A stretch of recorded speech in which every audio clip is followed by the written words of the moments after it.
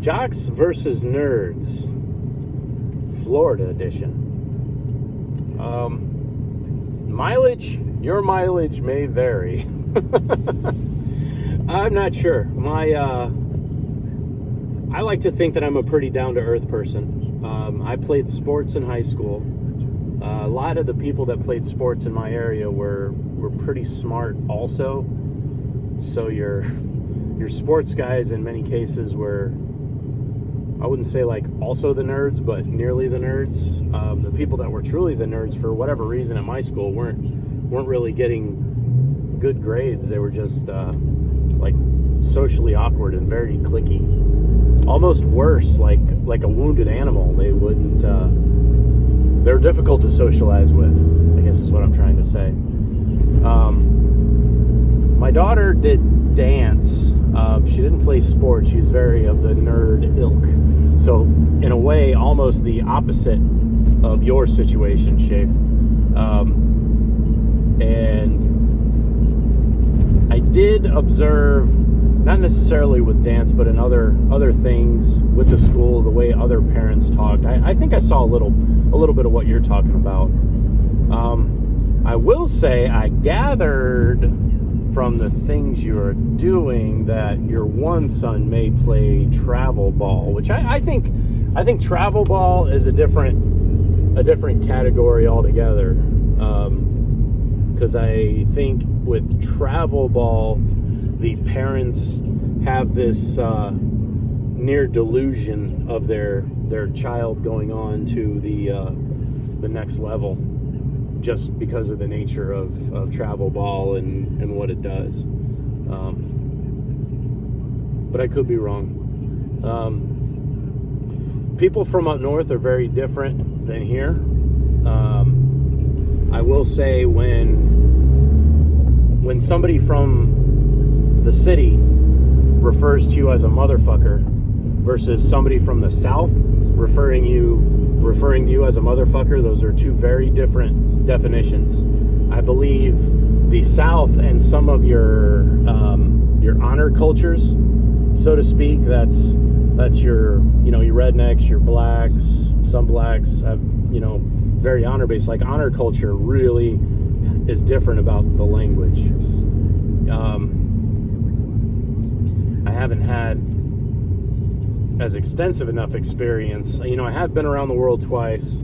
I have met everybody once, but it wasn't enough to be a loan broker banker guy and have to work with a lady from Guinea Gulch. Oh man. But I've seen my nephews played soccer, so I've seen parents act weird and behaving vicariously through their kids. I came very close to playing adult softball in my area, and it's where so many people that are I played a little ball when I was in high school, has-beens ended up doing, and the people that were doing that I wasn't really interested in socializing with in the least, in any regard whatsoever. And I remember at USF, the intramurals, the people that thought that they played sports in high school,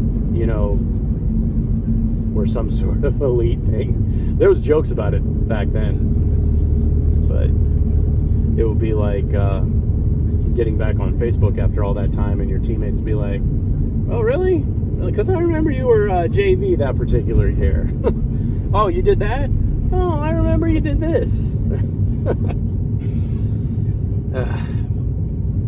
But it's kind of sad how adults that behave that way, I think they're missing out on the true joys of adulting, because you're spending all that time in that instinctual reptilian brain that you never really grew out of.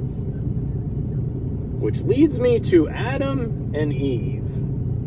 I listened to what you said about the the fruit of the tree of knowledge and good and evil, you're definitely pretty well studied. I'm really impressed. I would say that parts of the Bible that are allegory, if you're pulling information and core truths out of them, envisioning that they're allegory, then that works. Truth be told, and it's a trite and stupid argument for it, is every bit of everything we actually read is allegory. You know, even when you have a first person reference, which in the case of Genesis, you know, who's telling the story? Allegedly it's Moses recounting the Adam and Eve thing just through, I'm guessing, verbal history of the Torah. But something that I'm reflecting on, though, and you brought it up, so many people, when they talk about original sin or what separated Adam and Eve from the Garden of Eden, they always refer to it as, you know, like a fornication situation, or it was that they were impure to each other. But I believe it's important to look at it as eating of the fruit of the tree of knowledge of good and evil. So, to kind of give an aside to what you said about it, it wasn't necessarily that eating of the fruit would give them the knowledge of good and evil. That was one of the lies the serpent tried to tell them. Like, he doesn't want you to eat of that, because if you did that, then you would be as gods, and then you would know good from evil and everything else. But it's that it was the fruit of that knowledge of good and evil. So you actually felt an emotion or some kind of way. Like, what is the fruit of good and evil? Like, the Bible says, and it's, I think, a core truth, that a tree can be judged by its fruit. So, if you've got a tree of knowledge of good and evil, what is of that fruit? Like, you're partaking of good and evil. Prior to that, and what God's original intention was, to only have them partake of the fruit of the tree of life. I don't really know. Other than, you know, maybe imagining it's, well, all of a sudden you realize this is good and that's bad, and what's the end result of it? But if you think about that, when we're up in our head and we're worried about what old Susie thinks of us, or if we made the right choice with Bill, and that's whirling around in our head, are we still going back and attempting to partake once again in that fruit of the knowledge of good and evil? Like, man, I if this is good, if this is evil, you know, and then where does it get us? In my opinion, it easily leads to pain. Easily. And it could be, and in an allegory context, that makes sense to me, you know, and it ends up plugging in nicely and working, bringing it right to Jesus once again, where there needed to be a way for that to bridge God and man's relationship once again. But good conversation, and I appreciate you sharing everything that you've shared to this point.